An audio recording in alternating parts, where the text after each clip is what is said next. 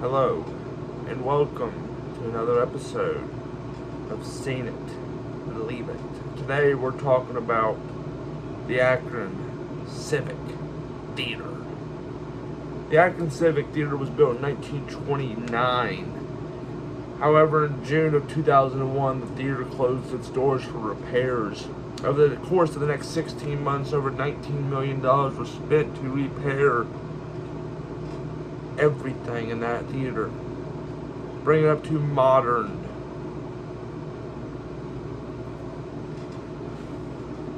We visited this theater in, I believe it was February of 2020. We visited this theater in Akron, Ohio. We were told that 3 spirits were there that they knew of. Fred the janitor was passed away during his shift. They told us he gets angry and people mess up the bathrooms. So that was a big thing for us right there. A well-dressed man has been seen several times sitting up in the balcony. There was another good hot spot there. And this one we knew was a tough one to deal with. A girl who committed suicide in a nearby canal can be heard crying sometimes. So, we visited this in February of 2020. This was one of my last hunts before I left. I think it was like the third or fourth trip I did before I left. And there was 8 people. There was 8 people in the crew because we had a big range. I wanted to split the team up a little bit. There's a canal. There's a town called the Canal Park, right near there. Hiccups. So my goal was to split them up with voice recorders and cameras and send a group of 4 to the Canal Park where the girl committed suicide, where we can hear some crying. We did an 8-hour hunt on that night. I remember that. There was, on this team, names would be differed, changed to protect the identities. On my team, it was me, my brother, Trey, and Troy. I sent Trey and Troy to the balcony with the voice recorders, cameras, and a flashlight, while me and my brother went to the bathrooms. There were, if I'm not mistaken, there were 2 bathrooms there, male and female. There was 2 different sets of them, I do believe. We went to each bathroom and decided to mess with it, see what would happen. And nothing really happened. We started around 7:30, 8 o'clock at night. We didn't get anything until about midnight. So about 4 hours dead. So what happened was, Team 2, which was the 4 at the Canal Park, they got a good amount of nothing that whole night. They were there the whole 8 hours. They got just about nothing, but they did catch something at 1:22 a.m. and that was a distant cry. It was about 2 to 3 seconds long on the voice recorder. They couldn't hear, but when I went through tapes that morning, when we got out, when we went back to the hotel that morning, I slept for about 3 hours. And I went through all the recordings, all cameras, and everything like that. And I found a little bit of crying. Not really, I couldn't tell if it was an actual person or the girl, because it was just so faint. I showed it to the people who let us in there, and they said it sounded like the girl, but they didn't know for sure. Anyway, this was probably one of my least favorite ghost hunts I've been on. We didn't get a lot of anything. We didn't get much of anything that night. So, me and my brother went to mess up the bathrooms, like I was saying, and nothing happened till about midnight, so we decided, let's dump all the trash out, let's scatter some toilet paper, because we were going to clean up anyway. We already told them that.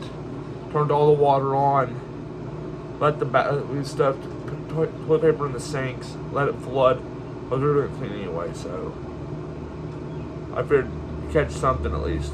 And we did that for about an hour. Nothing. Then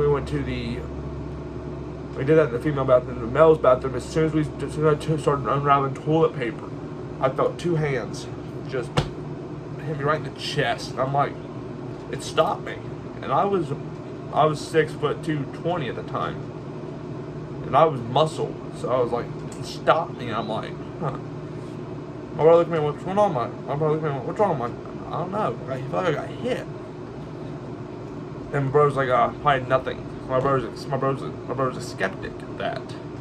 My brother's trained his mind to be a skeptic at this for years. My brother's been doing this for longer than I have. I've been going on 4 years. And my brother's been going to it for about 6. So it's kind of, he's been doing it a little longer than I have. So my brother's like, it's probably nothing. Let's keep going. I'm like, alright. We did the same thing we did the female bathroom and the male's bathroom. As soon as we walked out, I felt a fist hit me right in the middle of my back. It felt like it went through my chest. It hit me so hard it lunged me forward into the door. I ended up breaking my nose. Blood is gushing. I didn't know about it. I apparently blacked out after that. When I got hit, and I started thinking about started wiping blood off my face. Or you're bleeding. I'm like, I'll be fine. Ain't the first time I've been busted open on a hunt, so our camera keeps moving, guys. So we went back up to the other two. I sent to the balcony, and we caught up with them. They caught something on camera that I could not explain. It was like, for example, like, we're gonna pretend this little case here is the figure. There are these sets of chairs. Like, we're in this line right here. They had a camera facing this way of it. They found something about 3 to 4 rows back on the balcony. When they went up there to investigate, they felt the seat. The seat was ice cold. And that theater was hot. It was a good 75, 76 degrees in that theater. It was warm. But that seat was cold. So we went back up, we caught up. Everyone's like, Caleb, you alright? I'm like, yeah, I'm fine. At first I thought my brother was joking me, I'm bleeding. I didn't know because I didn't have a flashlight. My brother had the flashlight. And I just wiped it off, rubbed it on my pants, something like that. I looked down, I was wearing a white shirt at the time. My whole, from here all the way down to about there was just soaked in blood. We left around 2, 3 o'clock because I started getting a little dizzy from blood loss, and they took me to the hospital, even though I didn't want to go. I think I was the only hunt, one of the only few hunts I had to leave due to health reasons. So they fixed me up. I go back for another hour because I was there for about 20, 30 minutes. Just enough time. Well, no, they didn't take me to the hospital. They took me to the truck. My brother had these little tampons he shoved in my nose. I remember that. I wanted to hit him in the chest so damn bad. So we get the bleeding to stop. I radioed to the other guys over at Canal Park. I say, hey, you got anything? They went, we've got something, but we just don't know what. All 4 of them said we feel off, like we're being watched. I'm like, all right. I said, we only have less than an hour left. Get all your cameras, your voice recorders ready, we're gonna head off. Alright. Catch up, and it was literally like they changed while they were over there. It was like they went from being like super like relaxed. When I sent them over there, when they came back, they were like super like jumpy. And I'm like, guys, you alright? Like, yeah. Everyone's like, yeah, we're fine, let's go.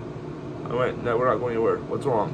I started talking to them, and all I got was, it felt like someone, because one of the guys there had longer hair, had hair down about his shoulders.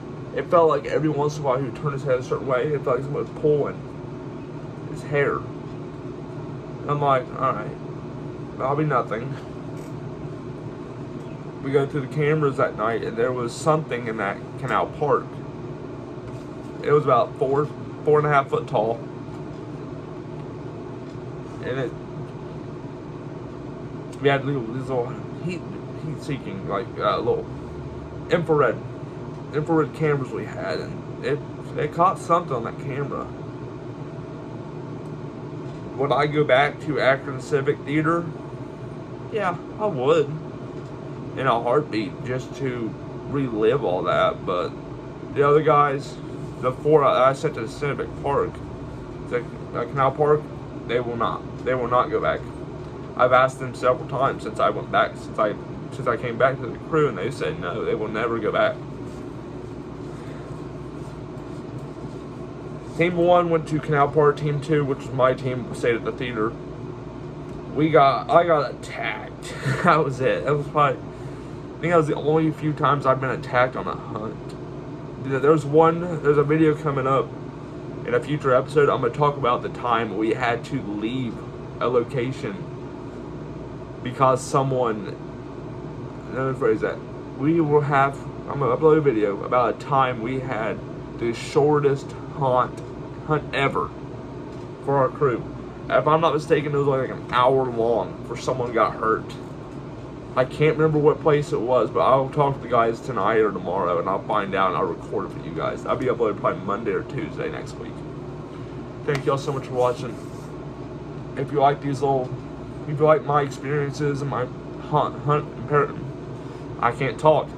If you guys like these little stories I tell, the real 100% real paranormal investigations, encounters, please like this video, make sure you subscribe, show the love, and I'll see you guys in the next one.